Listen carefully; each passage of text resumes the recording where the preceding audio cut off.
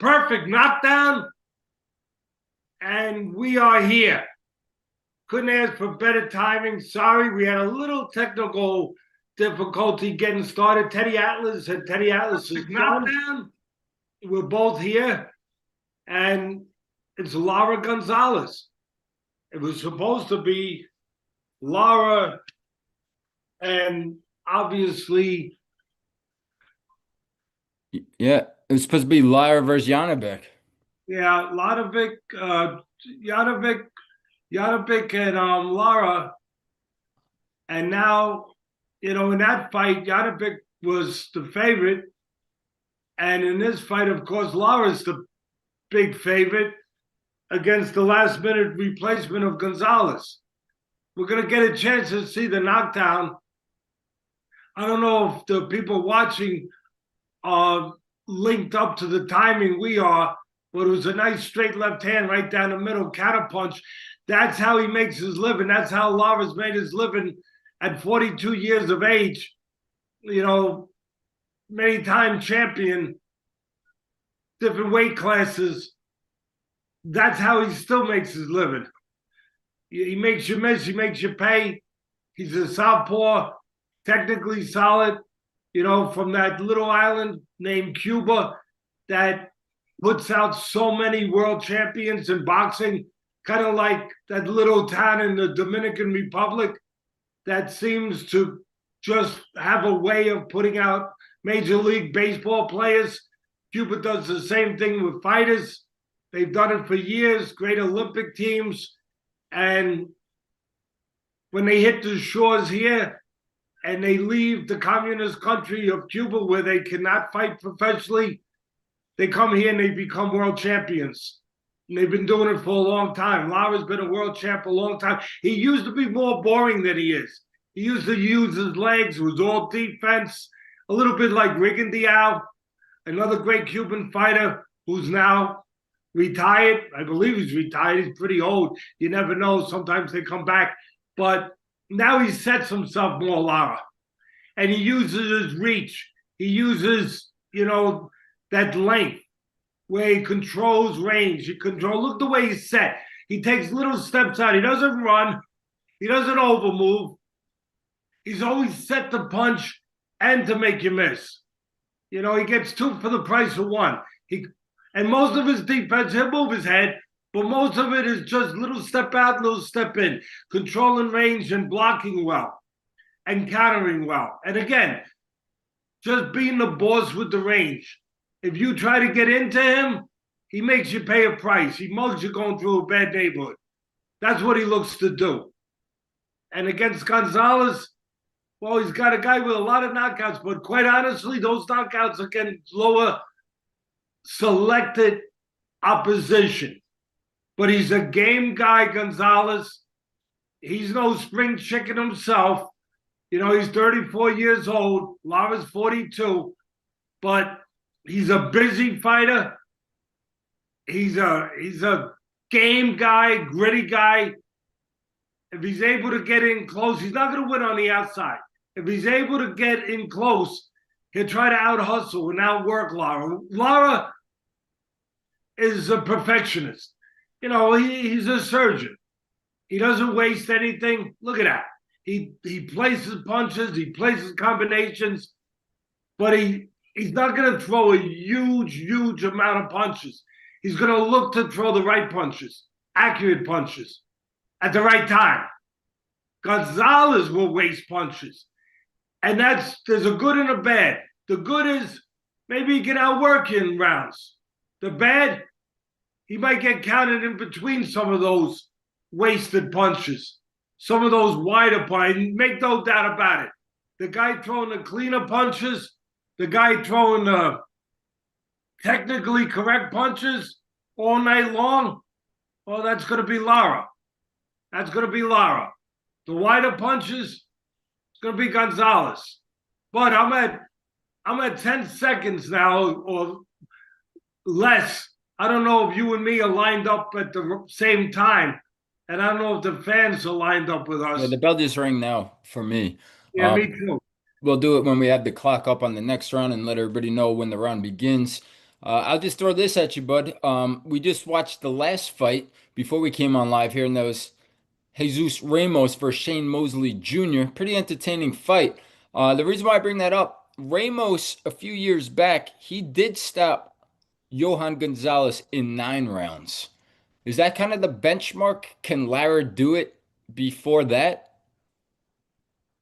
Lara, again, he is 42, but he's an accurate puncher now. You know, he's a different kind of guy now. He's got a chance to do it because he's going to look to throw precise punches, laser punches, sniper punches. He's going to, where, on the other hand, Ramos, he'll wear you down. You know, he wore Mosley down a little bit. Mosley showed a lot of heart. He went the distance and lost the decision. But Ramos will, you know, he'll get to you through the amount of punches, you know, and just, again, the volume. Lara's going to land a clean shot when he hurts you. One shot, two shots, you know, precise shots. He doesn't have the benefit of the, you know, just the quantity of punches that you got to deal with Ramos. I think he's got a chance to nail Gonzalez coming in, but I think there's a good chance Gonzalez goes rounds because once you get past a certain point with Lara, he'll go to that defensive mode where he'll counter, he'll run, he'll play off the ropes. He'll give you a chance to do two things at that point. He'll give you a chance to work, to out-hustle, maybe catch up a little bit. But more importantly, in this fight, he'll give you a chance to last rounds, you know, because he's fighting at a more contained pace. And if I'm a betting man, I'm saying, hey, last-minute fight, it seems like Gonzalez came in good condition. He was getting ready for something. His weight was good. He looks good. Maybe you want to go rounds. Maybe you want to take a play, you know, that's going to go rounds. The early rounds would be the danger point for you if you take that wager. That would be the danger point. But a lot of people were saying Lara's going to knock him out. Well, I'm looking at the live odds right now. Lara's minus 2,800. And unless you like Gonzalez, nobody's touching that. But will the fight go the distance? You could still get back plus 250. Yeah, I would take 250. And again, it's a gamble. I guess that's why they call it gambling. And you can see Lara's looking to land those educated science punches, the sweet science, the surgeon punches with the scalpel, you know. And Gonzalez doesn't use a scalpel. He uses a hatchet. You know, he's in there. He's going to chuck punches. He's going to give you a chance to punch in between. Lara's good at that. That's why the odds makers have Lara winning by knockout. That's why you're getting back 250 if you say it's going to go the distance. I understand. I'm going against the grain. If I say it's going to go some rounds, I'm going against the grain. Because right now, you can see the opportunities for Lara to sniper him, to be surgical. But again, I don't want to lay a lot of money. If I'm taking a shot, it'd be a very conservative shot. Maybe that Ramos could surprise people, or I should say Gonzalez could surprise people and actually survive these next 3 or 4 rounds. There's a guy who, thank God, survived a car accident years ago to still be here with us, Errol Spence Jr., up on the screen. Again, I want to thank everybody for being here with us from our podcast, YouTube, audience, channel, and also our community that you started about 3 months ago, the Ropes. I want to just invite everybody. We're going to be doing these next 2 fights for everybody. And then after the Cruz Rhodes fight, not the Cruz Roach fight, after the Fulton Foster fight, the co-feature, then we'll go to Cruz Roach, the main event, and that'll be only for the members of the ropes. But we wanted to give everybody the first two fights. And again, we're back here now in this fourth round. Every round, obviously, Lara's round. And Lara doing what he does. You know, he'll block and he'll pitch back. He'll make you miss. He'll pitch back. He'll lay on the ropes. He'll look for spots. And don't think Lara can only fight on the outside. I don't think Gonzalez has a chance on the outside at all. But Lara can also fight inside. You know why? His punches are shorter.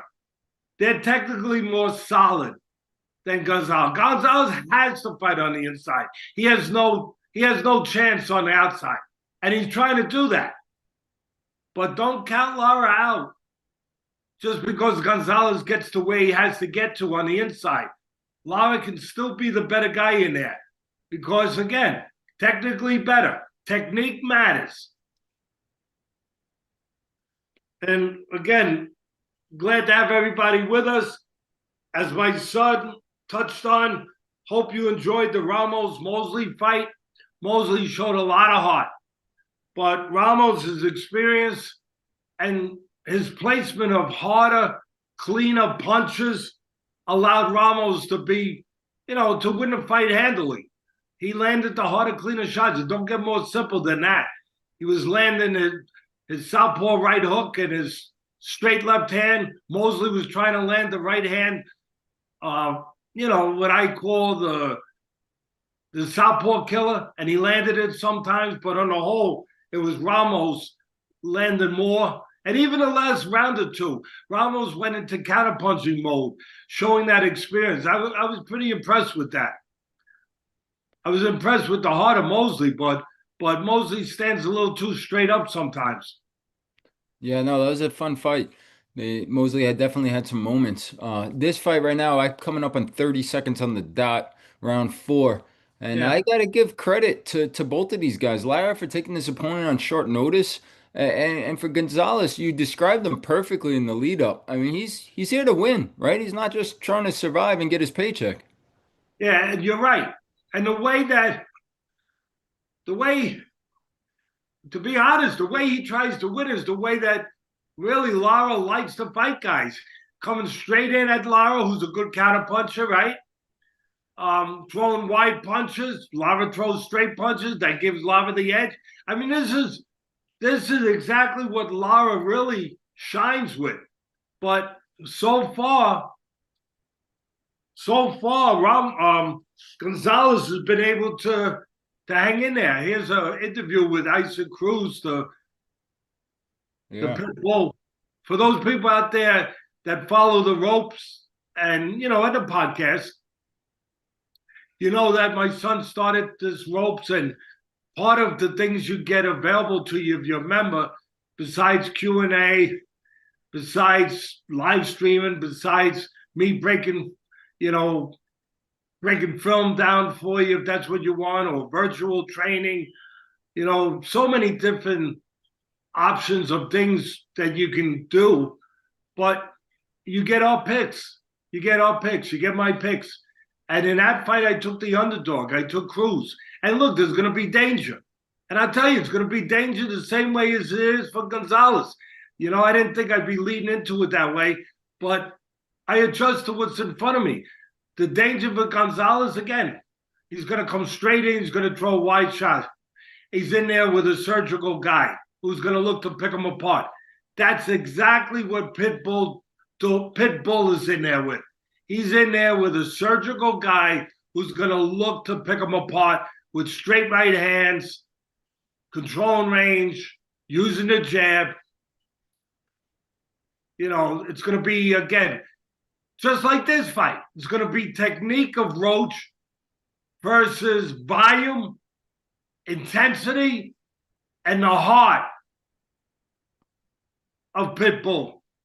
Getting back to this, what are we in the 5th round, bud? 2 minutes flat left in the 5th round. And again, I welcome everybody out there, the podcast people, the YouTube people, the ropes people, join us. Join us with my commentary, our commentary. But if he can survive a little longer, my pick of going rounds might, it's a big might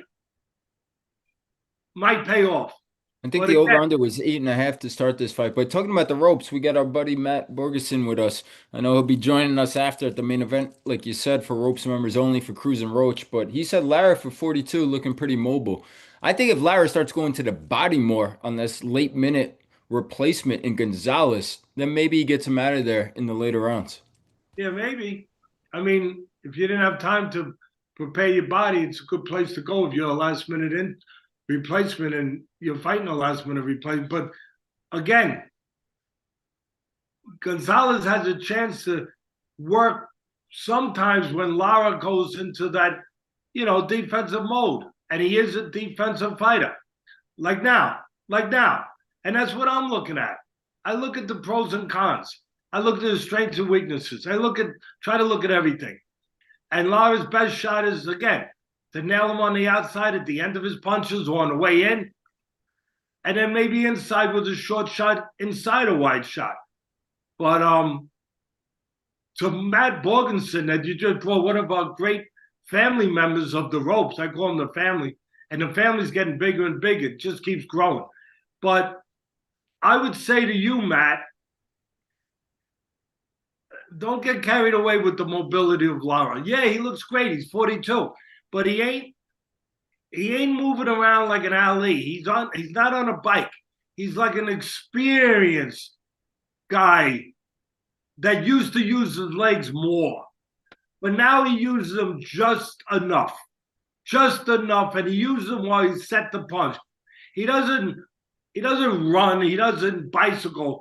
He steps to the side, he steps out, he steps off, in a lateral way when he has to. And he's always ready to punch. And that's a key, that he's always set to punch. And yeah, I agree with you. He looks pretty damn good for a 42-year-old. I think he looks good for a 32-year-old. What am I saying? 42. I think he looks good, period. He split the guard with that straight left hand, and he hurt Gonzalez, but he didn't follow up. When you're a great defensive fighter, sometimes you're not a great finisher because your MO is defense. It's not offense. So when it's time to finish a guy, you're not really going to turn that switch on high. You're still going to keep a defensive component to your mentality and to your approach. And that's why, again, I'm still alive here. I could still lose this, but I'm still alive with it going rounds, but I'm still alive. But I wouldn't be surprised at any time if one of those surgical shots, and if it is a surgical shot, you know what it's going to be, bud? It's going to be probably a straight left hand down the middle like that, but behind the right jab that blinds him. Just a right jab that just distracts him, and then the left hand's behind it where Gonzalez doesn't see it and doesn't register it. Yeah, I could see that. I think if he goes to the body again. Don't say you can see it. We want to get rounds. Yeah, no, I mean we had you watch film for the ropes, and the over under on this fight was 8.5. So we threw out some will it go the distance here just live, with odds of plus 250 at that time. I think that was the third or the fourth round when I asked you that. Those odds of 250 are gone now. That's down to less than plus 200. Yeah, but Sorry, that's where we got it. We got it at 250, right? Plus 120 now. Will the fight go the distance? When we Yeah. mentioned it a few rounds ago, it was plus 250. Yeah, well, if you listen to us, you got it plus 250, that it'll go the distance. And also, you took the over, which is what we were, obviously entertaining and promoting a little bit. And the over is what, bud? 8.5, right? Yep. So, We're not there. We're not there, but we're closer than we were when the opening bell started. And we got real fight fans here. This is where you separate. I'm always into testing, testing people to see where they're really at. You got to test a fighter to see where he's at. I don't care about 20 straight knockouts against hand-selected opponents. I want him tested to see where is he in all the other areas. Same thing with a friend. Same thing with a professional in any area. And even in my crazy way, the same thing with a fan. That's what's great about there's that straight left hand. You know why it didn't drop him, though? He didn't blind him with the jab. He saw it coming. And you know how you tested a fan, and I always talk about everyone being tested, but a fan gets tested tonight. Here they are watching boxing, and it's a great night for college football. I was just going to say that. You got the unbelievable college football season winding down. You got it winding down the last week or two of the season. You got the playoffs being set up, the college football playoffs for the national title, and you have significant games going on tonight. I mean, you got number 1 Ohio State against number 2 Indiana. Oh, Unbelievable game. Georgia, Alabama. You have right now Duke, Virginia. You got the UFC going on. There's definitely a lot going on. You're right. These are the real fans right now. We got a question from one of the fans, bud, and that would be, where do these fighters get these KOs? Gonzalez KO ratio seems super inflated. His fundamentals just don't scream KO orders to me. Obviously, Oh, a he's lot of not. I those said fights. that at the beginning, bud. Yeah. I said Gonzalez, that at the beginning. Gonzalez, You're 100% right. yeah, and when you build yourself up in Venezuela, you could get a lot of those knockouts. And you don't have to go to Venezuela. You go out west, here in the good US of A. Well, he fights I'll tell you, mostly in Venezuela, Gonzalez, a lot of times. yeah, that's where you got him. You could get him anywhere. You got to know where to go. Now Gonzalez is opening up more. That means there's going to be a better chance for Lara to catch him, because that's what counter punchers need. They need help. Counter punchers need cooperation. They got to get something to counter. Right now, Gonzalez giving them something to counter. But going back to that fan, what he brought up, yeah, I never go nuts over knockout ratio and records. I never. I don't want to know how many knockouts you got. I want to know who you knocked out. I want to know. It's why on ESPN for all those years, when I was the broadcaster, I was the commentator, people were going crazy about knockouts. Oh my God, this guy's a knockout. And I say, wait a minute. I don't know that he's a knockout artist. He hasn't knocked out anybody worthwhile yet. He's knocked out, a bunch of guys that he was set up to knock out, in faraway places out west, over here, over there, where if you know where you're going and you know the landscape of boxing and how to manage a fighter, it's not that hard to do. Who was the fan who just talked about that, bud? What's his name? Matt. That's our buddy Matt. Oh, that's Matt, my man Matt. Matt, I can take you. Give me 6 months. I'll take you on the road and I'll get you 10 knockouts. Yep. We got 55 seconds here, round 7. And thank you, people, for tuning in to us. And maybe instead of the PBC broadcast on Prime. That's right. We got a question asking if you ever talk in detail about strength and conditioning, and if you want to chime in any words on that, but randomly you can. But that's kind of the purpose of the ropes, guys, to be able to engage with Teddy on different topics. The community votes on some of the topics, and Teddy does answer those questions, like one that we just posed. So, but besides, like we said, the picks, the live streams, the Q&As, there's a lot that we offer. Take a look when you guys can.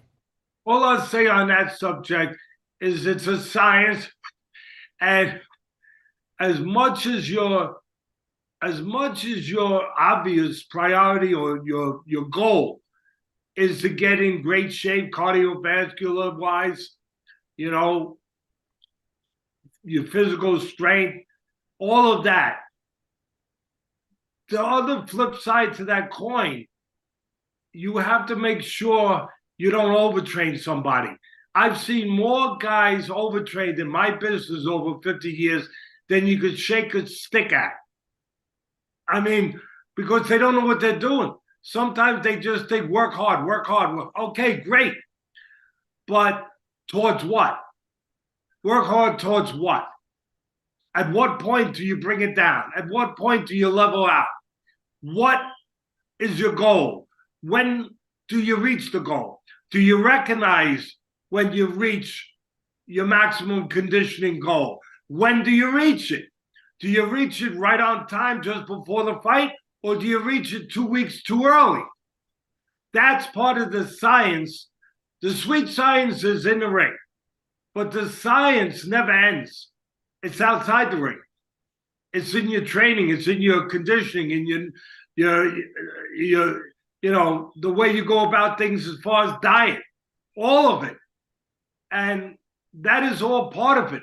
I don't want to fight a losing weight too fast, too soon, too sudden. So all of that has to, you got to do a certain amount of conditioning, and you got to know what that is. You know, how much road work, how much bag work, how much mitt work, you know, how much other kind of work. There's different ways. I used to have fighters swim. I had fighters hold their breath underwater while they swim, and we built up their cardio that way, like Lomachenko used to do. So there's a lot to it, and my son said it right. If you want to learn more about that and have a detailed conversation with me on that, well, it's a 5-letter word. Ropes. Join the ropes. Yeah, and Lara's sitting on the ropes right now. Minute 35 seconds, round 8. Gonzalez still working away. Getting closer to the 8.5 round over under. Lara's still landing and dangerous, obviously, with that left hand. Headbutt, bud, headbutt. Yeah, and No, that was something earlier in the fight. You knew the style of this, that there's the possibilities of that coming into play with this, right? I mean, yeah, Gonzalez is so awkward to begin with. Lara's a southpaw. It felt like it was a matter of time before a headbutt. yeah, well, Gonzalez is as reckless with his head as he is with his punches. Is that a good line? Is that a fair line? That's spot on. I like it. If you like it out there, turn off BBC and come over here and listen to us. You get a few more of those lines. I think a lot of people might be tuning in just because they don't want to pay $75 for this card tonight.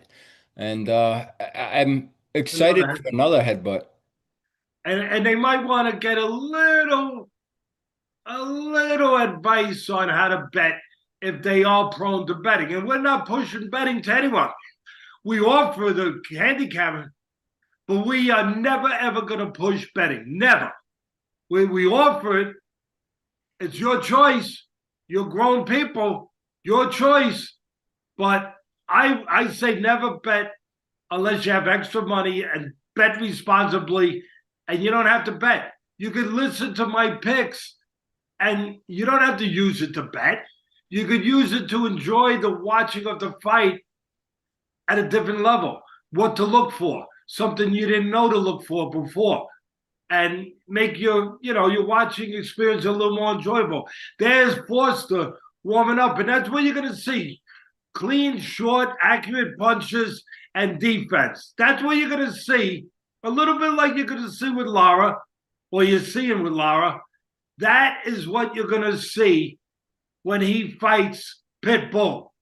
Yeah. When he fights Fulton. I'm sorry. When he fights Fulton. That no, I'm just saying, Forster's the boxer. Fulton's a good counterpuncher too, by the way. But Fulton's the shorter guy. He's gonna probably have the burden of coming forward. He's probably gonna have the burden of having to win it on the inside. And Force is going to have the edge technically on the outside with height, length, and the ability to catch him a counter punch coming in, probably a straight right hand. You know, it's going to be a matter of can Fulton outwork him without getting caught and hurt. I mean, that's the simple version of my pick for that. After this fight, we'll circle back on that some more because I do want to ask you some questions about that one with the missed weight and some other things. But back to this one, ninth round here, 2.5 minutes left. I'm waiting to see on the refreshing odds, but going here we are. Will the fight go the distance? Yes, minus 275. We gave it out 5 rounds ago at plus 250. That's what you get at the ropes. That's what you get watching the live streams with Teddy. It's now up to minus 310. Will the fight go the distance? But I'm going to count this a win, even though we didn't have time to do the write up because it was a last minute replacement. We did go on the air when it started, said it was going to go rounds. If it does go, am I okay putting this in the win column, bud? You're so on fire right now. You could do whatever you want. That's good with me. I mean, let's it just went over. Well, not yet. We watched the Bam Rodriguez fight a couple of weeks ago, and we won on the under 9.5 rounds by about 5 seconds. This has 5 seconds before this goes over, right? Well, now it just did. It's at There it is. This 128. fight's over. So that was a win. And just being here live, yeah, you said it would go the distance at a 2.5 to 1 dog. A lot of fight left, but looking pretty good. Well, we got the over. If people jumped on my words, you got the over. Or unless you went with the fight goes the distance, you still have to go another few rounds. Yeah. Yep. 1 minute to go, round 9. I think a couple of the people in here chiming in might have jumped on plus 250 saying thanks, Teddy. So we got something to root for here. We got a couple of rounds to survive. Three I and a feel the half pressure, to bud. survive. I feel the pressure going into the next fights too. I really do. I got to be honest. I don't want to disappoint people, and that's why I have a love-hate relationship with this option of the ropes. I love it that people feel good. They've made money. They've been very appreciative, and they're very thankful. We had one guy won 15,000 on our parlays 2 weeks ago, and look, I feel good when I hear that, but I'd be lying to you. Got hurt there. I'd be lying to you. Is that a body shot? No, I got hurt to the head. But again, why did I say Lara? There's a good chance that it could go the rounds, even though I admitted that he can knock out Gonzalez, with a straight shot, and he throws better straight shots. But why did I say it could go the distance? Because Lara's strengths are also the weakness to if you want to just see knockouts, because he's not, his temperament is going to betray him when it comes to trying to get a knockout. He'll get a clean knockout, don't get me wrong. But if he doesn't knock you out clean and he has to go and do a lot more work to get the finish, his temperament is not to finish. There's the headbutt replay. His temperament is to be a smart, safe, conservative boxer. So he's never going to be a great finisher. That doesn't mean he's not going to get the finish here. But he's not a guy that's going to open up like Sugar Ray Leonard opened up when he hurt Tommy Hearns in the 14th round in their first fight, when he needed the knockout and he staggered Hearns and then he went after him. He's not that temperament. Yeah, well said. Will the fight go the distance? Yes, minus 650 now. We gave it out at plus 250. No, plus 400. So I like, if I'm a backer right now and I got the distance, I like where I'm at. But hey, if you want to make money and lock it in, you could always hedge. That's on you guys. You could get 4 to 1 the other way now. That's a great point. That's a great point. If you want to hedge a small bet at plus 400 or whatever you just said, that Lara still has a chance to knock him out, I wouldn't say money either way. I wouldn't say it's stupid. It would a small bet to hedge your bet right now because Lara still has a chance to nail him that clean left hand. Yeah, some people are saying that you're on an all-time heater. I'm knocking on wood, but you guys don't even know unless you come to the ropes how good it's been. Well, give him the 17 record, and bud. Give him the record. 7 Give him the record since 17 we and fought. 1, 17 and 1, and we're not talking giving out picks like Lara minus 700 tonight, right? We're talking value, we're talking odds, we're talking Wardley by KO is plus 450, Wardley to win plus 275, Inoue by decision plus 350, Crawford over Canelo plus 150. Let's go to 2 weeks ago, Haney plus 110 versus Norman. The other thing is when we give the lines and when you make the picks, the lines usually move in our direction, right? Even You've Cruz been moving tonight. the lines, maybe. Yeah, I think something's going on. I think people are starting to pay attention, but the when you win that way, it's bound to happen. I know some of the sports books out there are paying attention. They've been uh, they've been inquiring with you. They've been circling around a little bit. They are a little bit. And we got what, 45 seconds here, round 10. Gonzalez has to score the knockout, obviously, to get the Yeah, win. and that's what we got to be worried about with the going the distance because that means he'll try harder, and that's his temperament. His temperament's not to just survive. His temperament is the temperament of a real fighter. He'll try to win. He'll try to land a big shot, and that could be detrimental to him when he's fighting a counterpuncher like Lara. He can leave himself wide open in these last 2 rounds. Now, if he was a guy who's wanted to just survive, you'd have a better shot of, not having to worry. But he's going to try. And the more he tries, especially now, more tired, a little slower, a little bit wider, chance for Lara. And again, to your point, give Lara a lot of credit. Give Gonzalez credit. He came in here on short notice, basically last second notice. He's putting together a nice effort. He's losing every round almost, but he's putting together a game effort as we said he would. And Lara at 42. I mean, you gotta applaud this guy. No question. Both men. And Lara, so calm, and I guess that's part of it, right? But he looks pretty good with the gas tank right now at 42 years old, not breathing too heavy in that corner. 11th round coming up. Well, when you're calm, you don't get tired. You Yep. don't, that helps a lot. And you don't get anxious, you don't have anxiety, Well, you don't burn extra, you don't burn hot, you don't burn fast.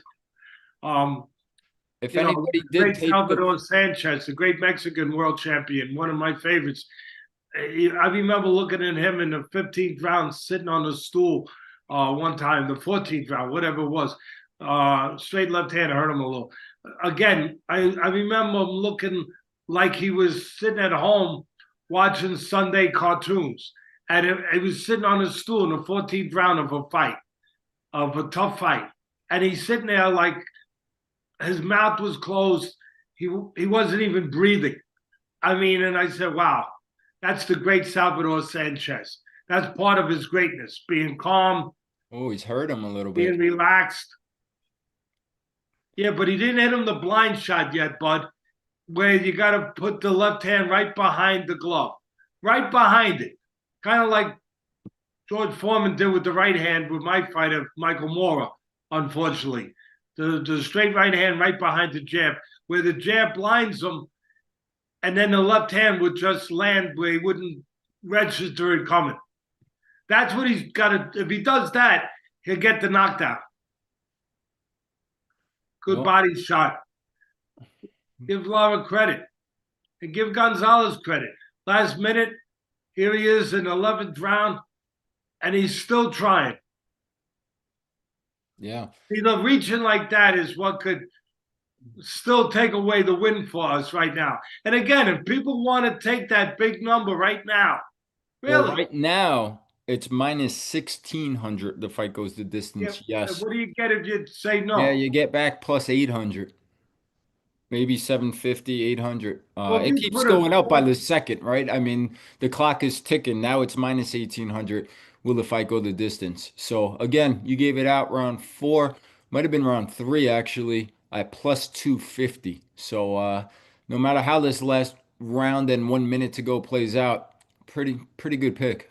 Great I value. agree. I agree. And but if you want to put a small, tiny little peanut of a play on that Lara still secures the knockout, it's not a stupid play. It's a saver because Yeah, you're only not putting. only only you're saying that if you took him at plus 250 already. Yeah, just But as you're a, not taking that right now as a play and you're not in position already to no, win. no. I mean as a saver. I'm sorry, as protection. Yeah, I mean at this point I get what you're saying, but if I'm sitting at plus 250 and I got one round to go and you told me this in round three, I'm rocking out for one more round right now. Yeah, but I'm telling you, it ain't over till it's over. Yeah, that's boxing. And that's gambling. That's Yogi Berra, Oh yeah. one of the great philosophers of all time. Yeah, we had our buddy Matt asking before about, the fight tonight between Cruz and Roach. The winner will be the mandatory to fight Shakur versus Teofimo winner, with Shakur having the belt right now. Does that excite you with the winner tonight against either one of those guys? Yeah, good fights. I mean, different styles, but I mean, Shakur, great defensive fighter. He came out of his shell his last fight and mixed offense more with the defense the way people want him to, and showed his ability to do that and his mindset that he could take himself to that place, being that complete fighter that fan want. Um, you know, Terrific fighter. I mean, did you disappear on me, bud, for a minute? No, I'm here, bud. Go ahead. And because now I don't see you, but terrific fighter. And Teofimo Lopez, great athlete, terrific athlete, good puncher. You know, he's capable. You always wonder about Teofimo of is which one's going to show up. It's going to be the guy who's mentally in the right place, and then you get all the athleticism, the power, the boxing IQ, the everything, or is it going to be the guy that sometimes doesn't look interested? So both either one of those guys is worth the box office price, and then fighting against either Roach or Pitbull. I mean, all of it is good. I mean, obviously, anytime you get Pitbull in the equation, you know that you're going to get action, and you're going to get whoever's on the other side of the ring. You're gonna get a guy who's gonna have to deal with somebody coming forward. Yeah. You're Well, gonna get pressed. You're gonna be pushed. You're gonna get tested. well, talking about tested and pushed, Lara definitely got tested and pushed by this last minute replacement, and Gonzalez got a minute and 25 to go to the distance. And if it does go the distance, but what are you gonna? It's in our column, I guess. Huh? Two more wins or one Yeah, more? we could count them. I can't say I could count them. I was not on this. I'm sitting here doing live, and I'm upset I didn't jump on the live in the plus 250. But you put them out there, and anything that you put out there, it should count, right? If they lost, they'd be counting them. So We let's always count want them. to be fair. We always want to be honest. We always want to be transparent. That's important. No matter how good you do, there's one thing you have to rely on: your reputation. Your reputation. You can win, you can lose, you can make money, you can lose money, you could do all that, but you only get one shot to maintain a reputation. You don't get two or three or four or five. And to me, the reputation is always the most important part of the equation. Well, I think you're about to nail another one, but if Hey, he could no, keep it's not on his over, Bud. feet, on his Bud, feet. Bud, Bud, why would you say that? Really, bud, you know better.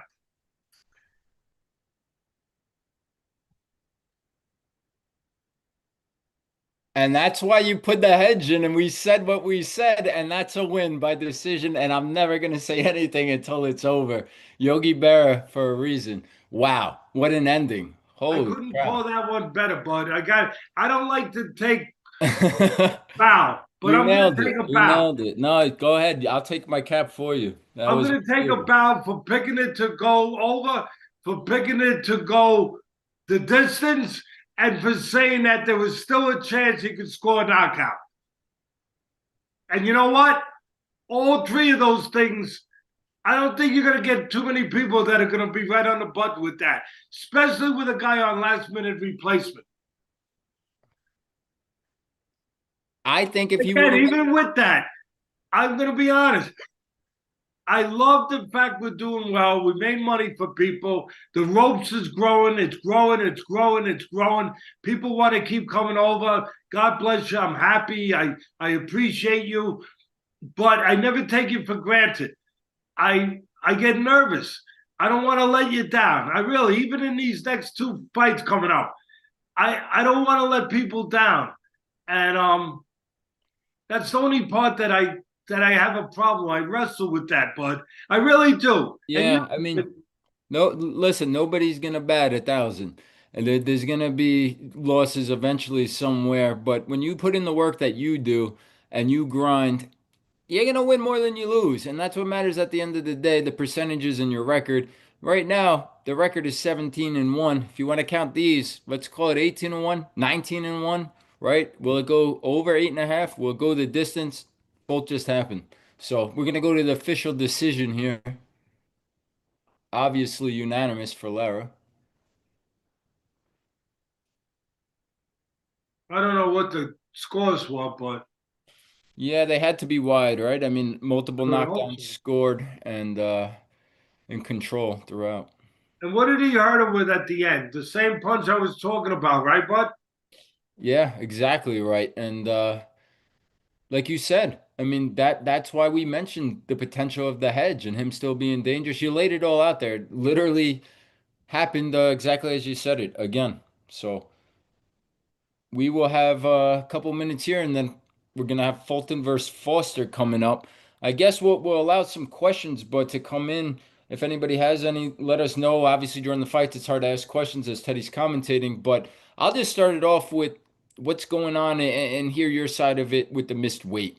Because to me, I am shocked by the decision of the WBC. And if I'm Team Fulton, what a huge win. What a relief. Not just physically, but mentally. He misses weight where he's moving up as the smaller man to challenge for Foster's 130-pound belt.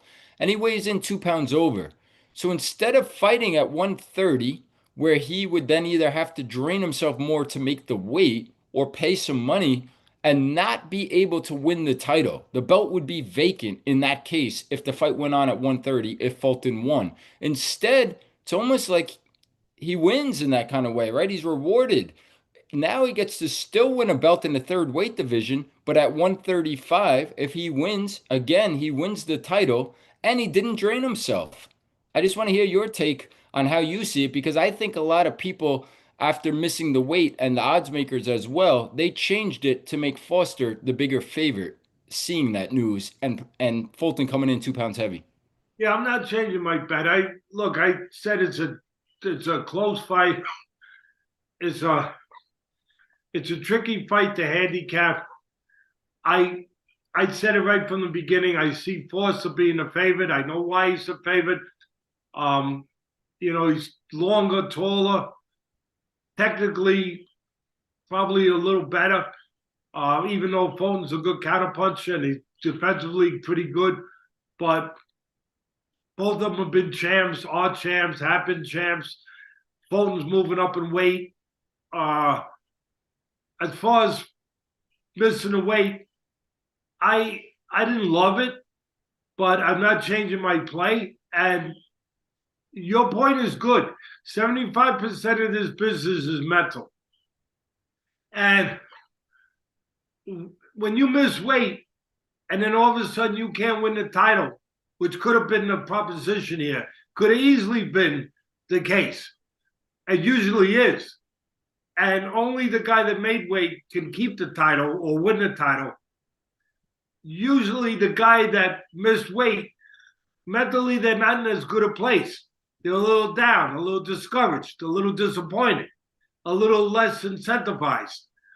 And that hasn't happened because the WBC, I believe it is, decided to let it be for the interim, which doesn't usually happen, the next weight class up, lightweight, and the interim title.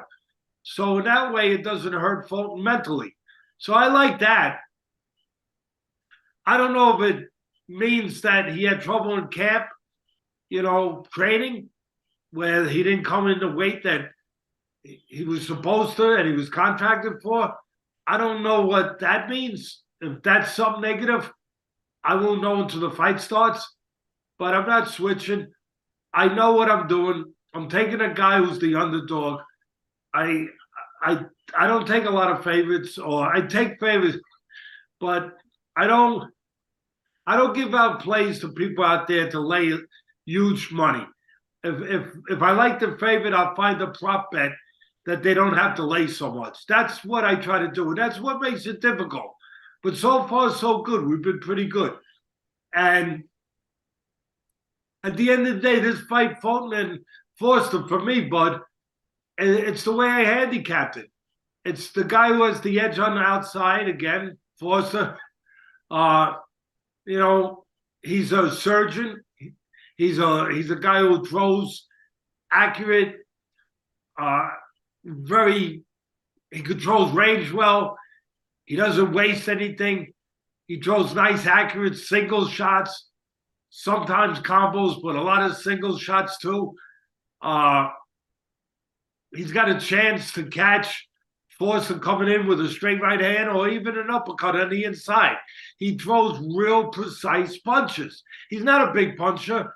Obviously, Fulton's not a big puncher, but neither one of them is a huge puncher. Forster's the better puncher, and part of it is because he is accurate. He doesn't have dynamite in the hands. Forster has been knocked out by the great Inouye. Not Forster. Fulton has been knocked out by the great Inouye, and he has been dropped after that. In his comeback fight after that, he got dropped. But he showed a lot of heart. He got up. He won that fight. And then he won his last fight with Figueroa. And he's here. I think it's going to be a close fight. I call something a little crazy. I said put a play on the draw.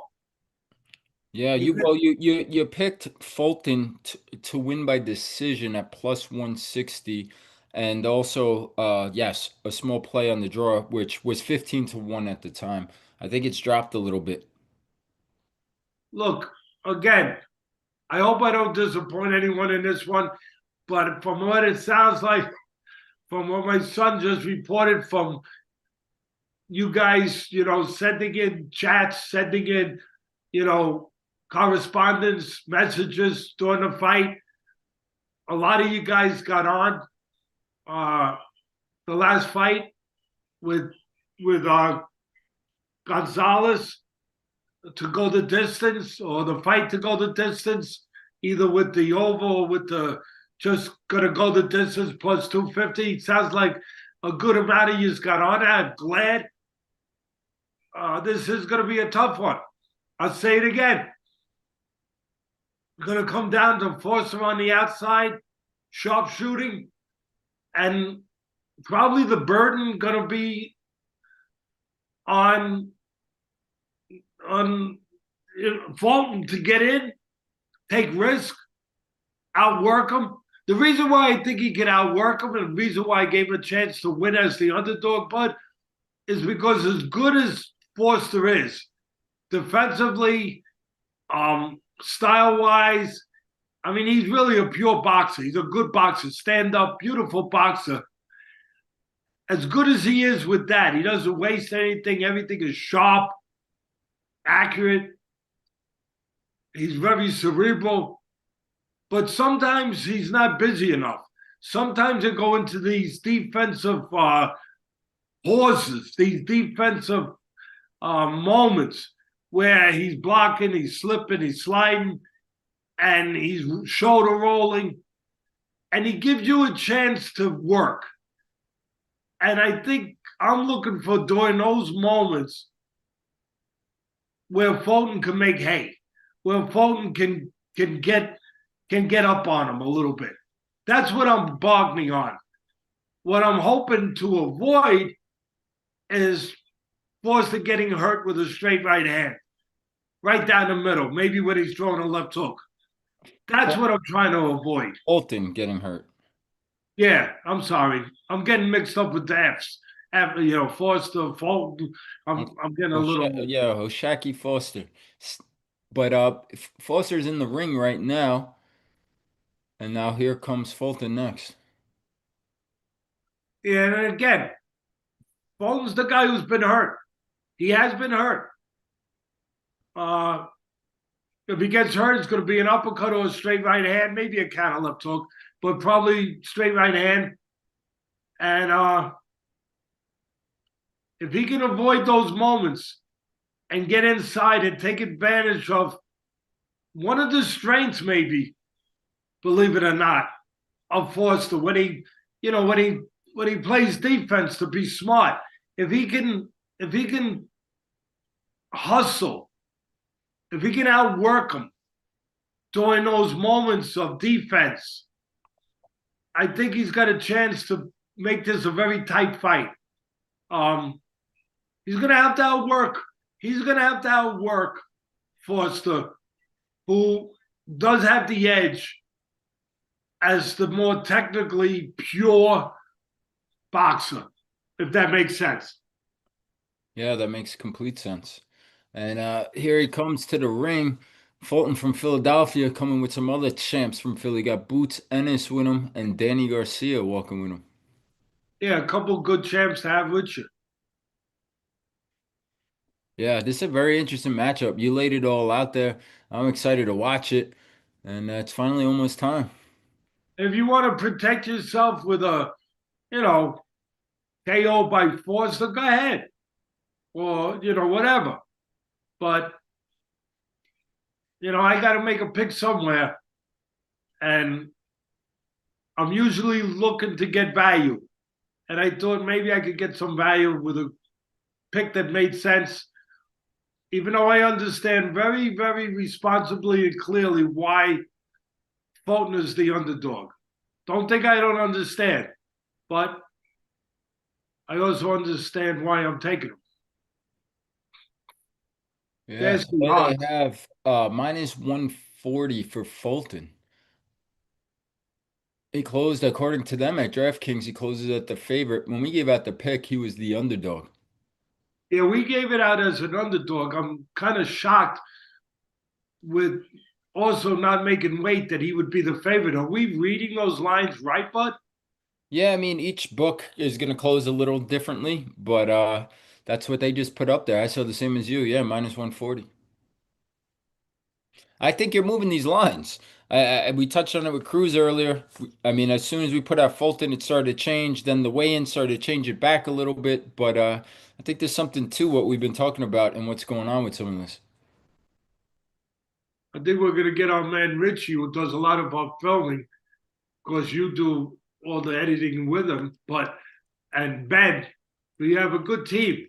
But I think we're going to have to get them to maybe, hopefully, put together another. Well, they already did. They put together a nice video to put out there to people to show what we've been doing with the handicapping, and to show to some of these betting lines, these online betting places, why they're starting to call you a little bit and talk to you about getting involved with us.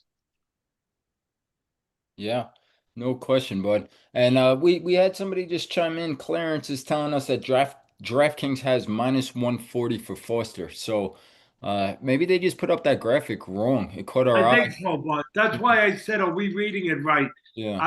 My feeling is Foster's the favorite. Yeah, That's what the chat's telling us.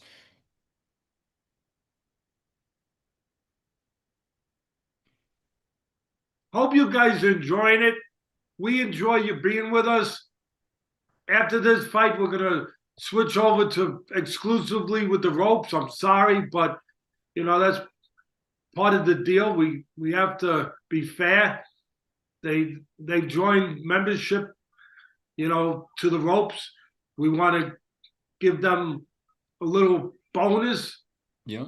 to that, but we wanted to give you two fights first.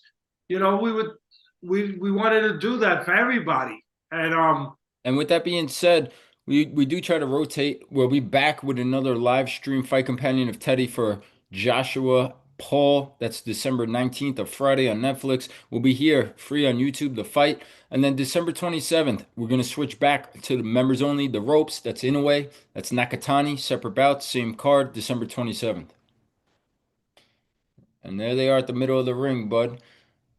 yeah, I don't know if the fans are ahead of us or with us or behind us, I but would assume most fans are a little ahead of us. You had to pause to allow me to sync up because I was way behind. So because of that, I would think most are probably maybe ahead of us.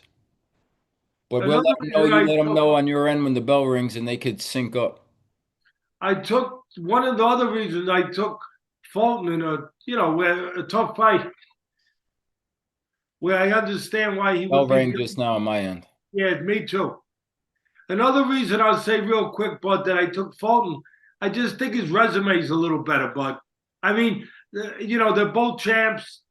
They've both been in these spots, but Fulton's been in a little bit hotter lights, and he's been in with a little bit better fighters. Um, of course, he lost to one of the best in the world. In a way, I understand. I know, but that's part of my, you know, how I handicap. Now, Fulton's a good defensive fighter. He'll move his head. He's trying to negotiate range, but the guy with the edge at range should be the guy that's taller and longer. That should be Forster if he uses his jab. And again, one of the reasons why I gave Fulton a shot is because I sometimes, as good as Forster can look, he might not be quite busy enough. And that's kind of what I'm bargaining on. Right now, he's using the jab, though. And that's a key if you're longer. If you're longer, you don't need Teddy Atlas to tell you you should use your damn jab. Or as Muhammad Ali would say, or Bundini Brown, use that stick. Stick, champ, stick. Yeah, So that's far, what the jab Forster's of doing. course is doing the job. Controlling range and making it hard for Fulton to penetrate. And remember, I said it, the burden will be on the shoulders of the shorter Fulton having to close the gap and take chances. I don't think he's going to win on the outside. So he's going to have to, find a way to get the geography that makes sense for Fulton. I always say it, Bud, right? Geography for me is one of the most important parts of boxing. Who controls the geography that matches up with their skill sets the best? Nice little left hook to the body earlier by Fulton. Yeah, it was. A nice little left hook, too, by Fulton. Well, he's got to be careful jumping in. He can catch Forster going out. There's the right hand by Forster trying to nail Fulton. Fulton better be careful he don't lead with the left hook in front. He can catch Forster going out with the left hook, but if he throws it too soon, where Forster's set to punch with the right hand, he's going to have a problem. He could have a problem. You don't want to get timed with the right hand throwing the left hook. Coming up on 10 seconds. Forster does go to the body fairly well. And if a guy's taller than you, what does that mean? It means that he's going to give you some body to hit. You giving that round to Fulton behind the work of the jab? No, I give it to. I think I give it To Forster. Yeah.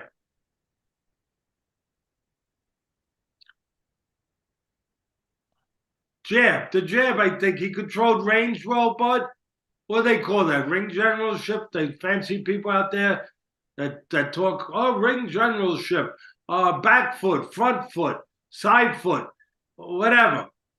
I make it simple. I think Foster won the round. He controlled range. He used his jab. Yeah, I would agree with that. Fulton did do a little good work towards the end. He landed maybe the biggest shots of the round, the cleanest punches, but I think the more effective work overall was probably, like you said, the ring generalship and the jab of Foster. Yeah, there's Boots Ennis cheering for Fulton.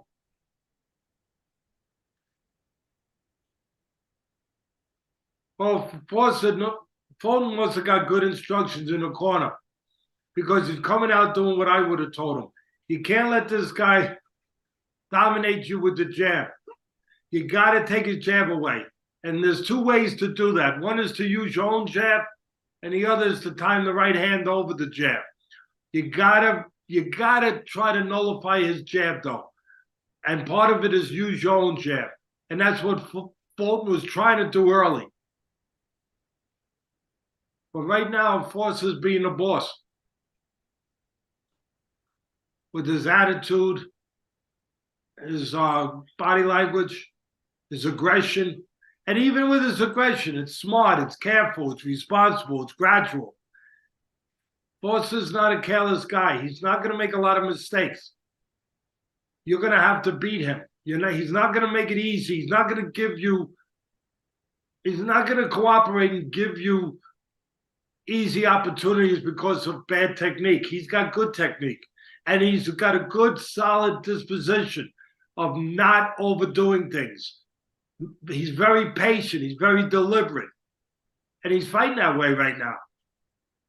If anyone's going to have to take chances, it's going to be the guy in the brown trunks.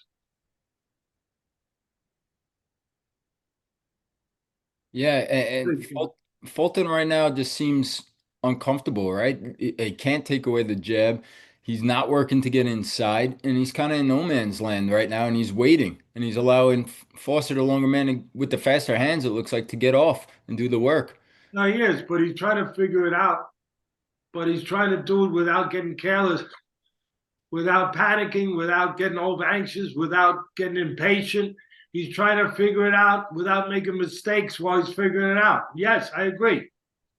I agree. He's like, I used that analogy. He's like the superintendent in a big building with that big key ring with 100 keys on it.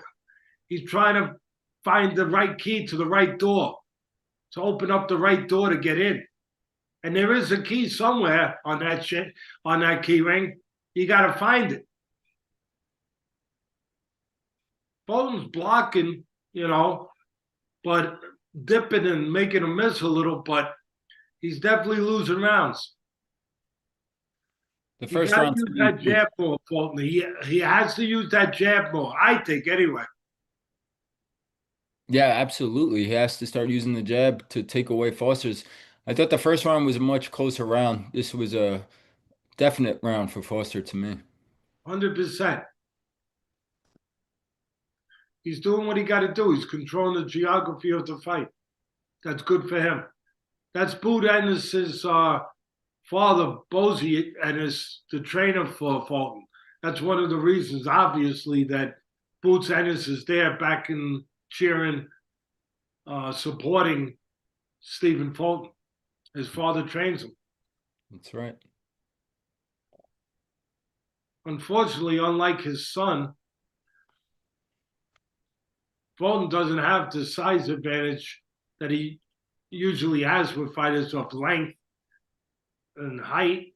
He doesn't have that length. He's the guy who's got to take chances to get close. Yeah, it feels like at some point, I know it's still early, that the demeanor of Fulton, he's gonna have to bite down on that mouthpiece and start getting gritty. But he's got to use that jab. I know a lot of people don't understand that. They think automatically, hey, Teddy, how's he going to use the jab? How's he going to out-jab the guy? The guy's got a longer jab. He's taller.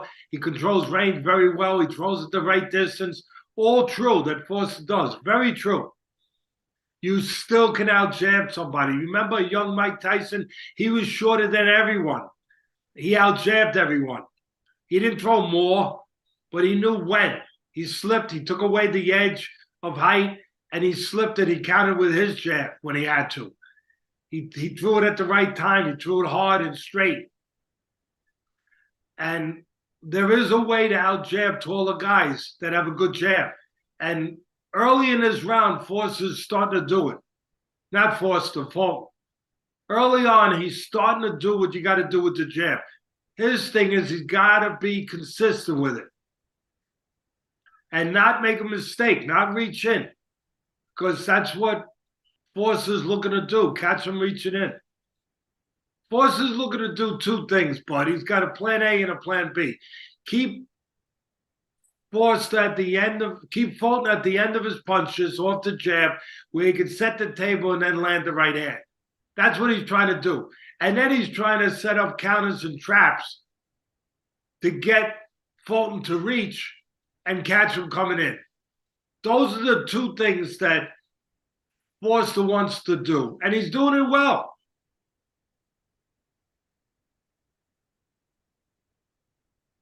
Yeah, like you said, Fulton's starting to use that jab more, though. He's starting to close that gap more, getting a little more comfortable.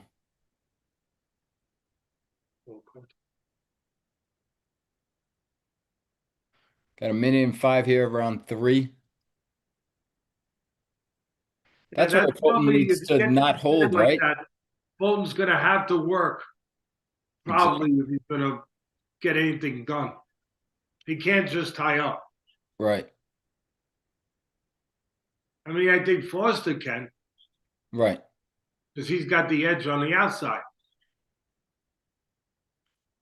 I wonder if the commentators are telling you this, but they do a good job. But hopefully you guys are enjoying this commentating.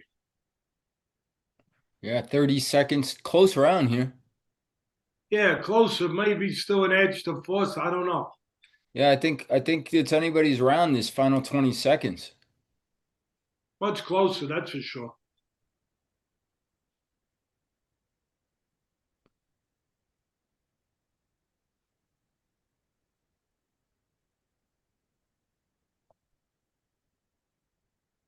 Yeah, Matt said Fulton is biting too hard on Foster's feints. Well, the bottom line, Matt, is that Foster's fighting his fight. He's keeping him in front. He's keeping him busy with the jab. He's keeping him more balanced with the jab, with counterpunch, with the thought, with the threat that he could counterpunch if Fulton gets a little anxious or too aggressive. Just the threat of that is making him react to feints because he's controlling the range well. He wouldn't react to the feints if he wasn't controlling the range well and setting up counters and using his jab. The reason why and you're right, and it's smart on the part of Foster to use feints, but the reason why they're working and Fulton is reacting to him is because he's got to be concerned. He's got to be concerned about walking into counters, about getting timed. So he doesn't want to be overanxious. So those feints are keeping him off balance, keeping him guessing, keeping him from, being too aggressive. And now Foster turns southpaw.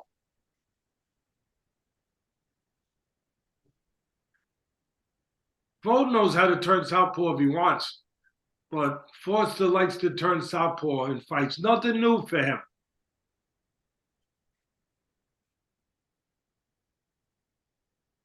Nothing new. Still doing the same thing, lefty or righty. Using the jab to keep him at the end of his punches, trying to set the table for the left hand now. And then taking little steps back, set the punch, and looking to set traps, looking to set counters. In other words, fighting his fight. I can't put it more simple. Foster's fighting his fight, making it very hard for the shorter Fulton to have success. And then he's doing a smart thing there. The shorter Fulton gets in, he's got to work inside. What's he do? He ties him up. That's where Fulton has to be better.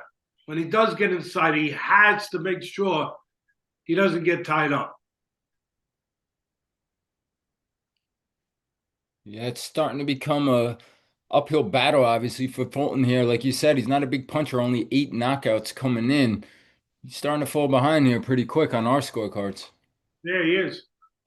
I just don't like the demeanor. I don't like the lack of urgency. I mean, I maybe he starts to heat up here, but right now I could see Foster just growing with confidence. There he is. He's fighting his fight. He's controlling the geography of the fight.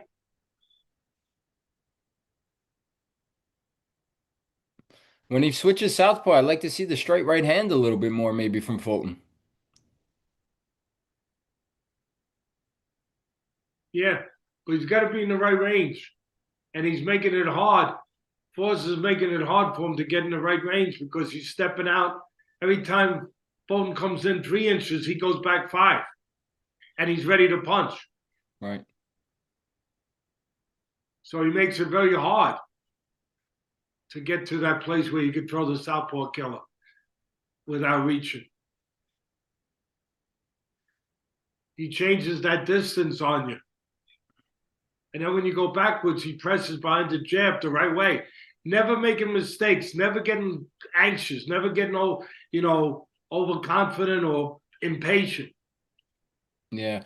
Matt Borgeson said he doesn't like the body language of Fulton. He's acting defeated. It's only round 4, and that's Yeah. basically what I was just saying last round. I couldn't agree more. Does look discouraged to me.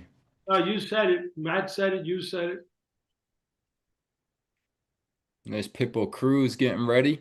It's gonna be to me, bud. We talking about you touched on it earlier, but the fight that Foster's fighting right now, that's the fight Roach should be fighting, right? Staying on Same the fight. outside. Same fight. Yeah. Except Except Cruz, the big difference maybe is Cruz will take the chances that right now Foster's not taking. Fulton's not taking, yeah. That Fulton's not taking. That's what I thought he said. Yeah, Cruz will take those chances. That's his temperament. You know, you know, he'll live or die by the sword.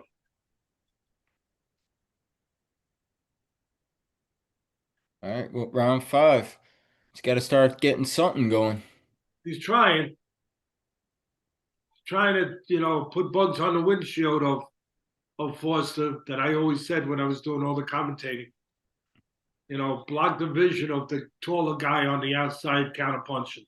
Block his vision, blur his vision. Put bugs on the windshield. In other words, use your jab.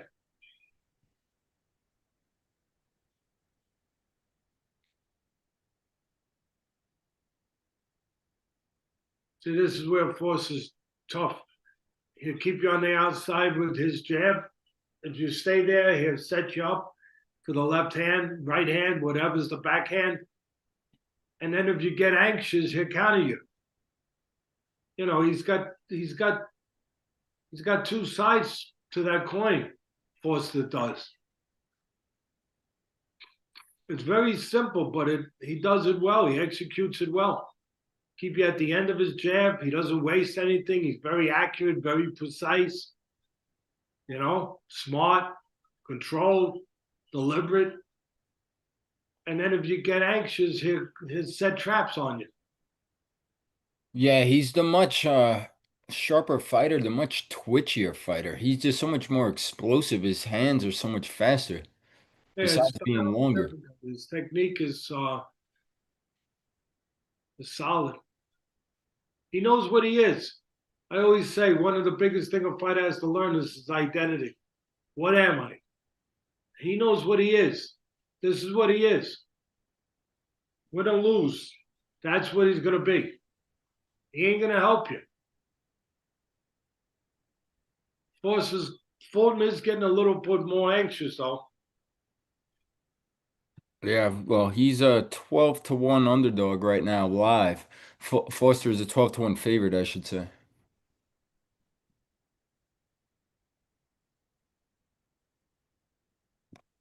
Yeah. Well, I can't win them all. No, there's a lot of fight to go, but just again, there's not much to get too encouraged of the body language, of the game plan, of a lot of what Fulton is not doing right now. Yeah, I knew this could happen. I said it, but I thought that Foster would push him a little bit where maybe he could take advantage of Foster being, a little conservative sometimes. Where if he could get in close, where because he's so deliberate, because he's so surgical, and he doesn't waste anything, that maybe Fulton could get in close and, have moments where he could take advantage of that being deliberate and outwork him. But he can't get in. Yeah, I I, I don't know right now if I'm the trainer and I'm in the corner of Fulton, what are you telling him? What corrections does he need to make? Because if I'm in the corner of Foster, I know you got to be careful. There's a lot of fight left, but I'm telling him to step on the gas. You might be able to get this guy out of here. He might be Yeah, able to stop Fulton. yeah. I would say if I'm in the corner of Fulton, I would say you're going to mess up Teddy Atlas's record. You better get going. You're going to, I would say you got to, you might you're about to mess up Teddy's streak. You better get going. You better start moving your hands. You better start fighting more.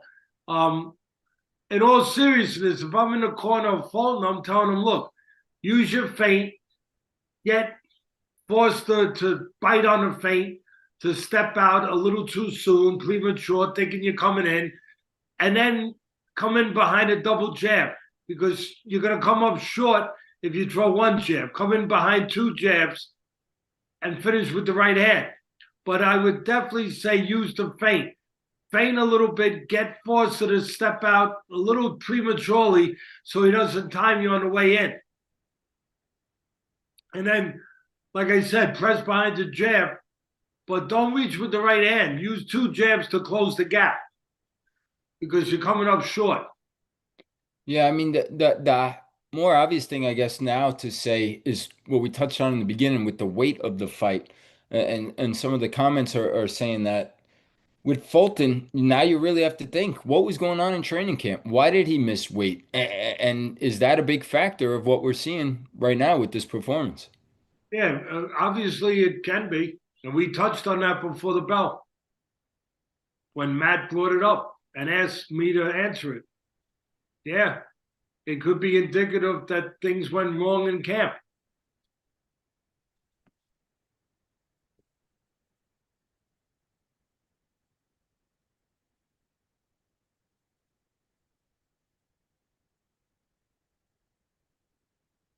Well, if you read the breakdown for this fight, this is exactly what I was worried about.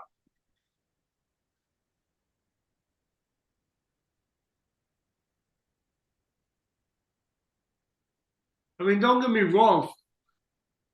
Fulton, his defense is not bad. He's blocking, he's slipping, but he ain't winning the rounds. And he's in the wrong geography of the ring to win. And I'd feel a lot better if he was more of a puncher. Yeah, I mean, only having the 8 knockouts doesn't make you feel good when you're probably 6 rounds behind. But it's more to me. Besides that, I don't see the body See the language. feint there, bud? That's Yeah, what he's got to do. He's got to give him a little feint, make him bite on it, make Forces step out too soon, and then while he's not set to counter, come in. I hear you, but I think he needs to bite down on the mouthpiece. He needs to start showing a little dog and grit and stay inside and stay in the pocket. And if he doesn't do that and he's just on the outside like this, he's just going to be playing defense all night. This guy's too Especially long, when he too does get fast. inside, he gets tied up. Well, yeah, it's a problem. Another round done and another round to Foster. And he's discouraged. He's shaking his head. That's not good. He's been discouraged since the opening round, in my opinion.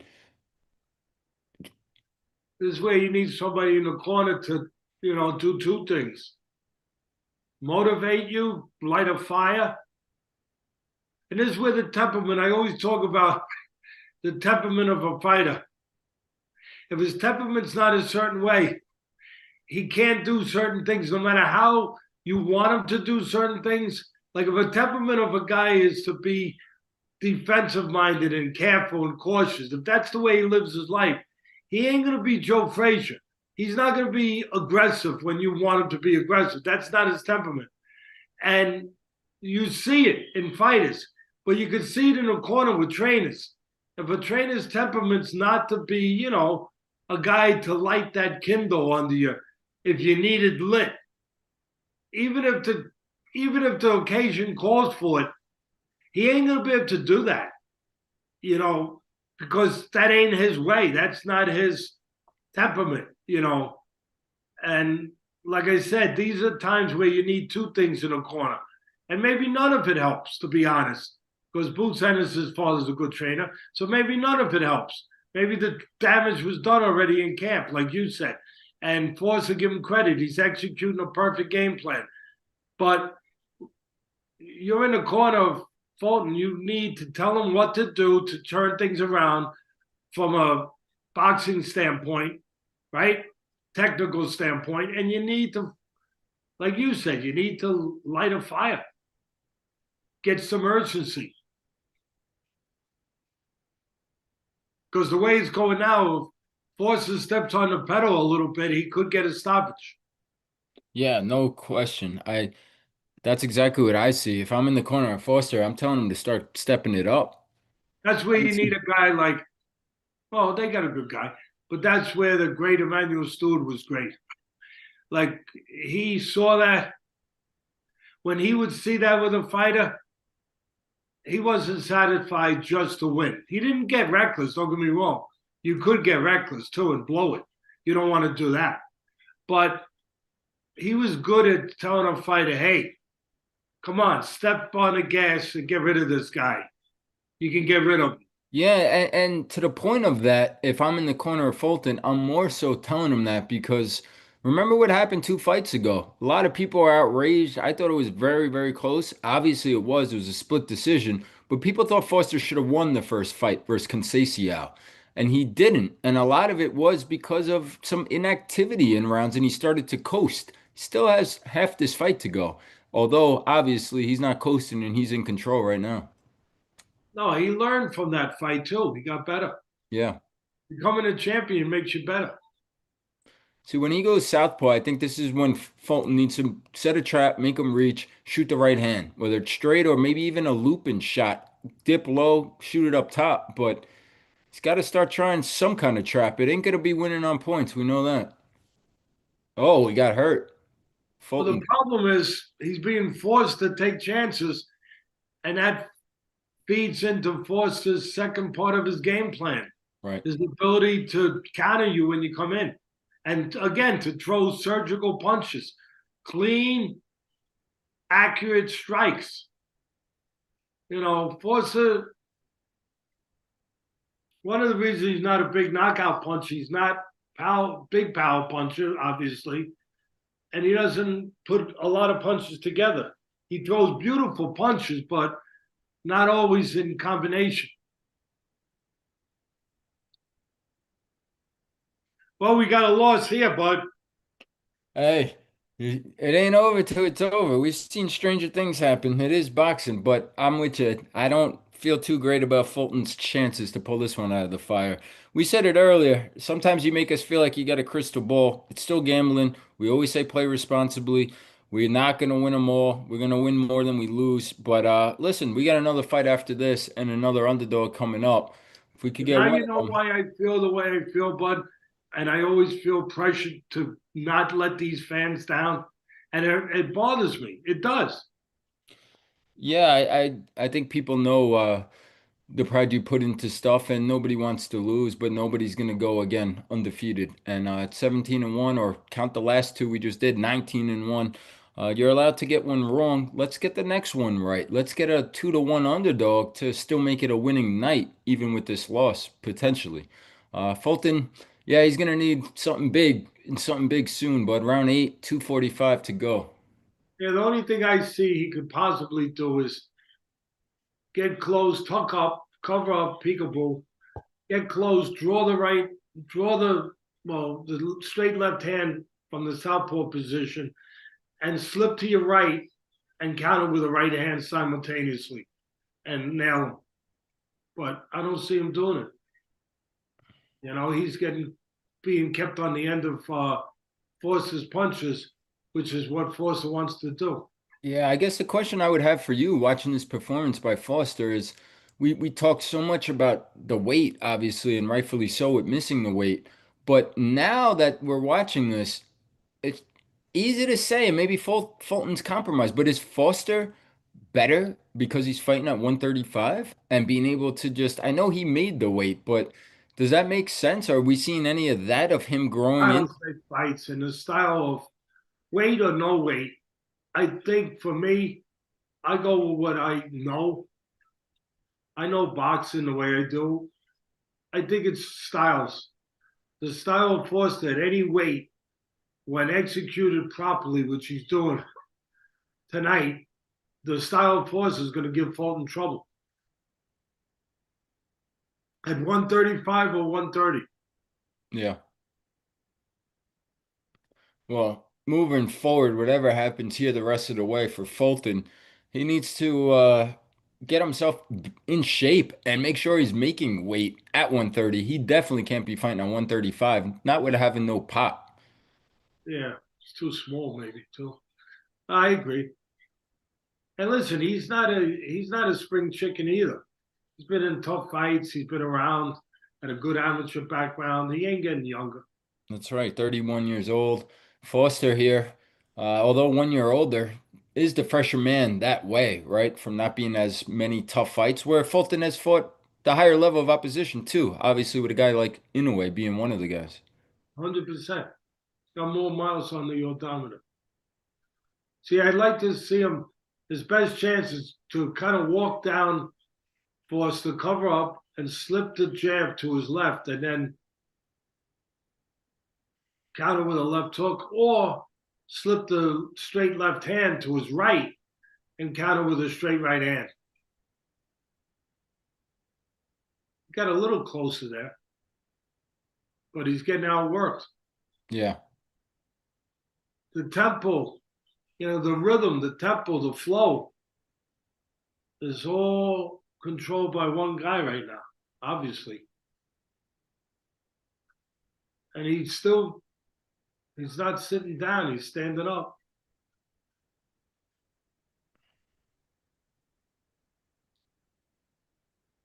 This is where you got to get answers if you're in this kind of fight.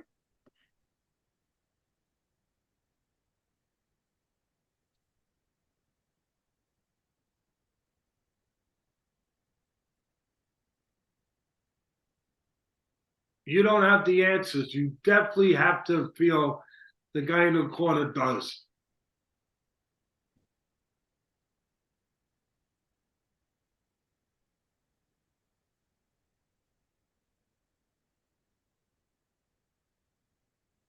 I mean, it's easier to say now, right, Bud? But his muscularity, his body doesn't have that tone that sometimes, it's genetics too. But if he did have trouble in camp because he came overweight and some things weren't going right, which, we're guessing very possible, right? Especially with this performance. Take nothing away from Foster. He's the one doing it. But the body tone, the physique is in the stomach, everything. It's not obviously what Foster's is. And again, some of that's genetics. Yeah, no, for sure.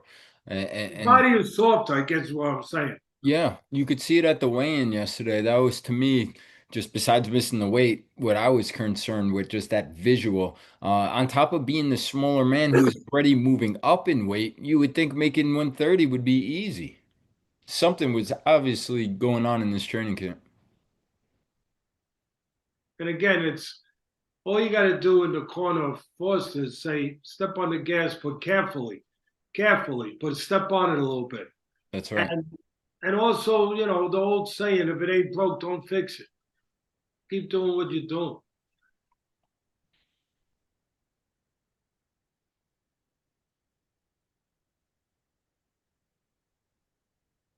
Somebody said his best chance right now is to let Boots Ennis come and finish the fight for him. Yeah, you're right. But we don't have tag teams. Not in boxing. In old time wrestling, we did.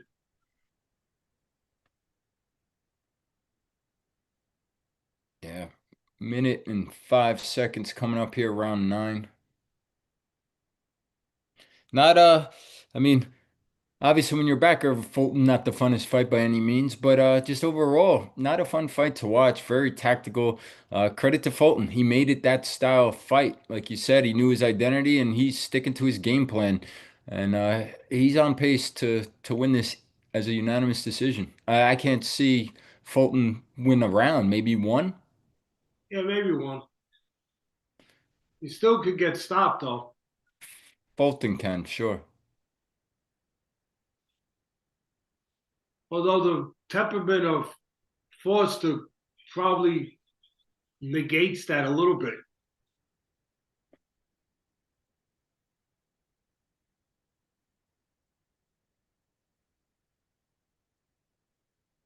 I hate when they go into these punch numbers. I mean, all you need is your eyes. I'm not trusting punch numbers. That's another person counting the numbers. And I know I can't count them. I know I can't count what really landed.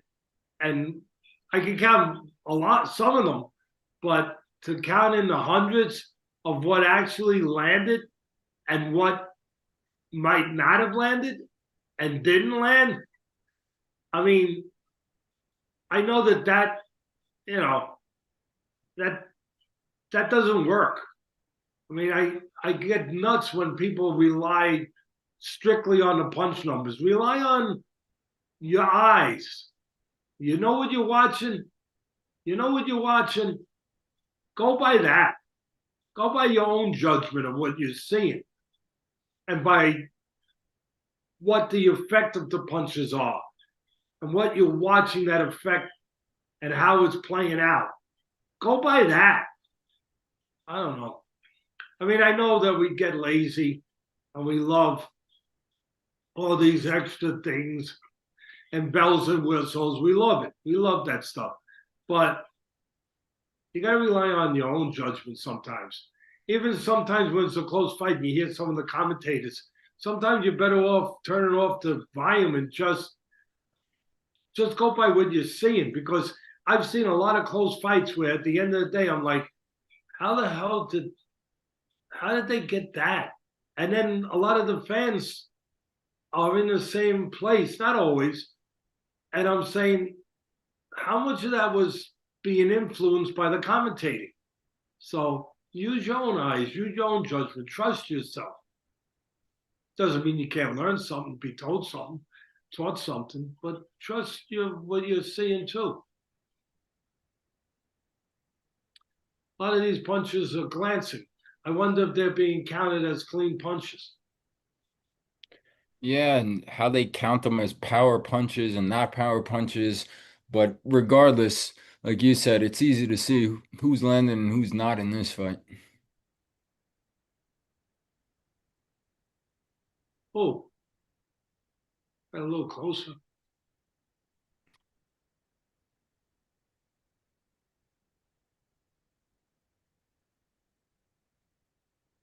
I feel like if you're at this point in the fight and you're Fulton, you don't have a lot of power. You keep talking about it. It feels like it needs to be a punch that he doesn't see if he's going to score this knockout. But does he have a better chance than landing that punch he doesn't see than maybe landing the perfectly placed punch to the body? Is that his only chance now to get like a solar plex shot, a liver shot, something? Yeah, you have to land a clean shot in the right spot.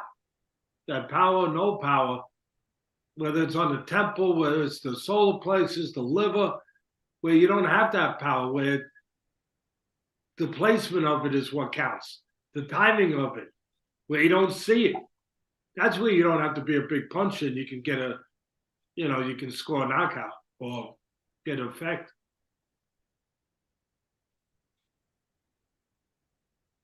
Coming up close to 30 seconds here, round 10.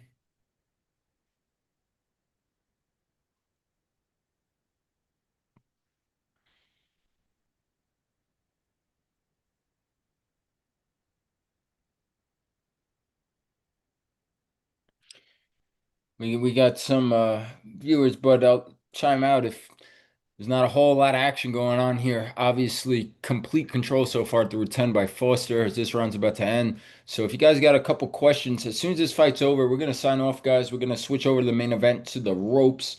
That's gonna be a live for Zoom members only. So if you guys want to join us, come take a look at the ropes. You could ask Teddy questions directly instead of like here where I'm relaying the questions over. But anyway, if you have questions right now in these last two rounds for Teddy, let us know and we'll try to get some of them answered for you.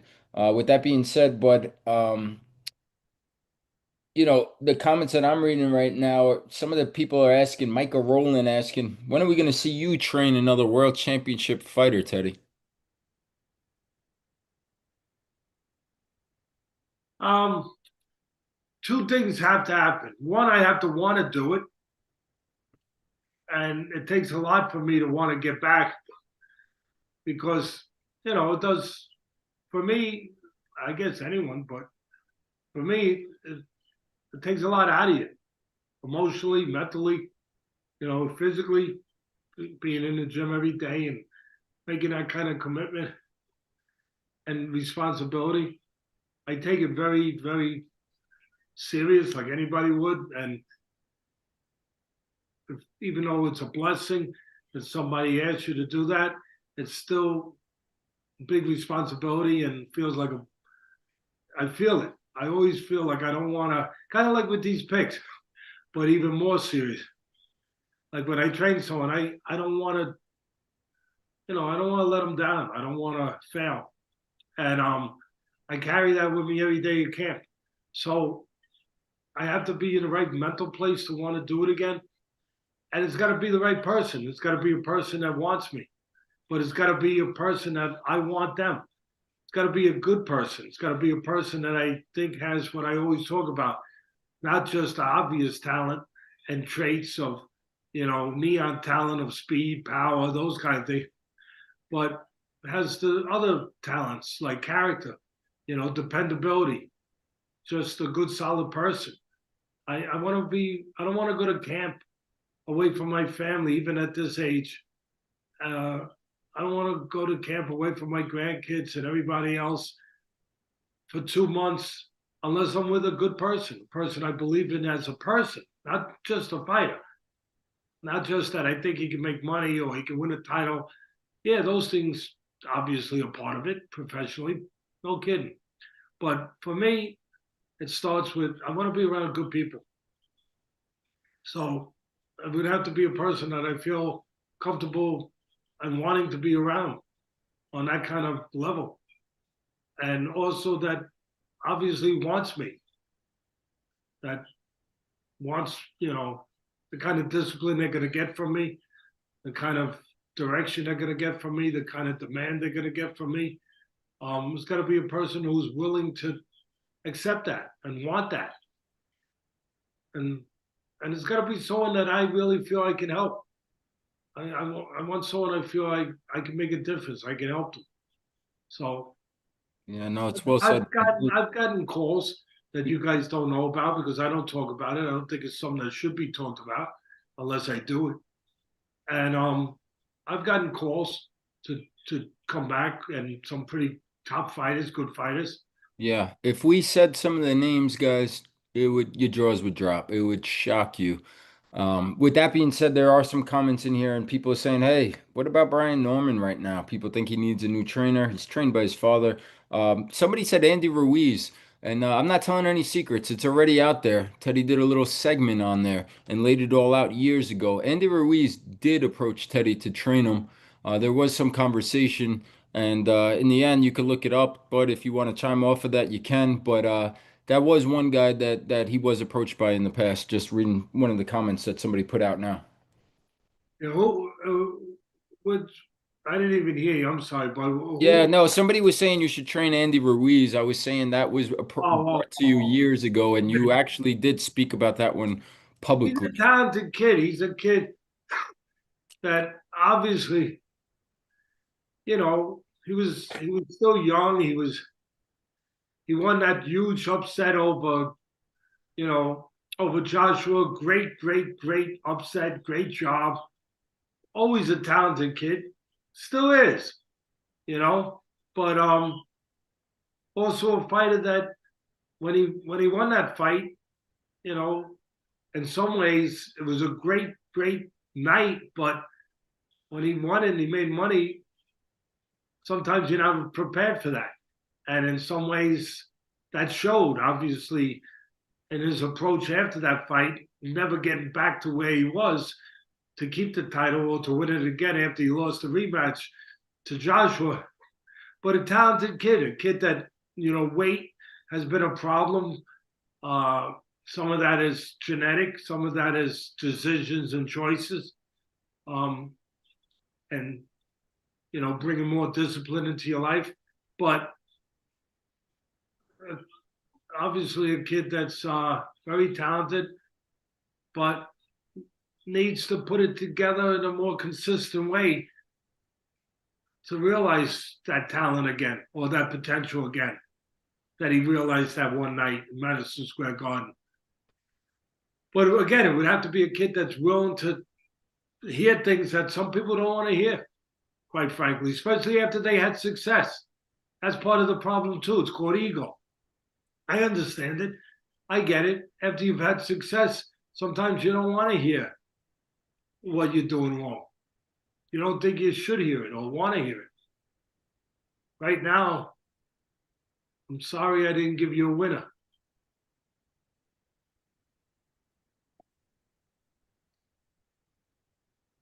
I think I did talk about this going over, but obviously I was picking Fulton to win. But I did say, don't go big. Very tough for me was because it could go this way, and it did go this way. Where if this guy did everything he's capable of, control the outside, use his jab, use his length, keep you at the end of punches, set traps when you're coming forward. If Foster did all that, you might get what you got, and you got it. But I was wrong. At the end of the day, I take my bows when I get them right. I gotta take my I gotta take my whatever you call it when I get them wrong. Yeah, we take it on the chin. Can't win them all. There's 30 seconds left in this one. There is no way the judges could rob Foster here tonight. That would be ridiculous if somehow his name wasn't called. But we will, I think, but if you're good with it, as we're winding down here, we're Let's going to wait sign for the off. decision. Oh, I don't know. Say again. Do we wait for the decision? We don't run away from nothing. We Oh face no, we're not running away. I think it's safe to say that Foster wins this decision. I don't think we need to stay on to hear the final results. I think I could tell you right now, he won 12 rounds to none. If you want to give him one round, 11 to 1, go for it. If you want to wait, we could wait. If not, who's going to sign off, say goodbye, and we're going to get ready to launch it up for the ropes members for the main event.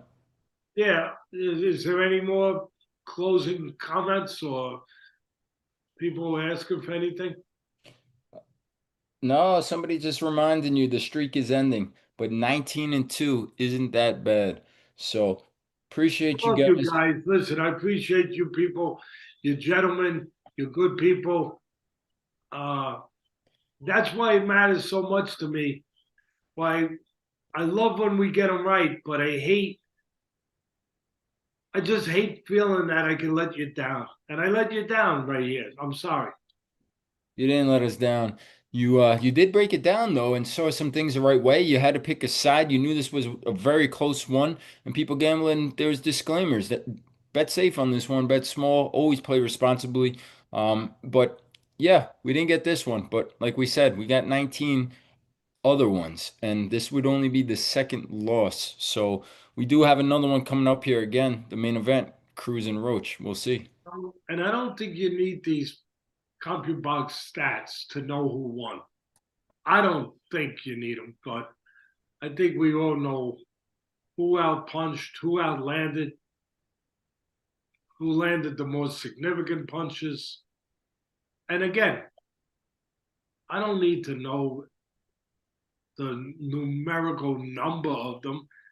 All I need to know is that guy did that more than the other guy did. that's kind of all I need. I don't know. Yeah, I was trying to listen to some of the scores. It does not matter. Like we said, very wide. They get it right in the end. Foster, obviously unanimous decision, but I heard a 117, 111, I think. Still wide 6 point win, but I can't see how you give a few rounds to Fulton. No, I don't see it. One round, maybe. So, all right, bud, that's it. We took it on the chin. We waited for the official result there. And I hope you guys did enjoy it. If you did join late, the first fight, Teddy did jump on. He gave a 2.5 to 1 underdog live. And that was Gonzalez. Yes, the fight would go the distance versus Lara. It did. He also said it'd probably go over 8.5 rounds. And that was -110 either way. It went to decision. It went over. So besides, we did have some winners we gave out here, but I hope you guys had some fun. That fight wasn't the funnest, and it's never fun when we don't get it right. But we appreciate you guys being with us. If you enjoyed it, if you liked it, please comment, please like, please subscribe, and come check out the ropes. We're gonna go there now. We're gonna go live, and you could join us there now, or you guys can join us for future fights. So thank you again for all being with us. God bless everyone. Be safe.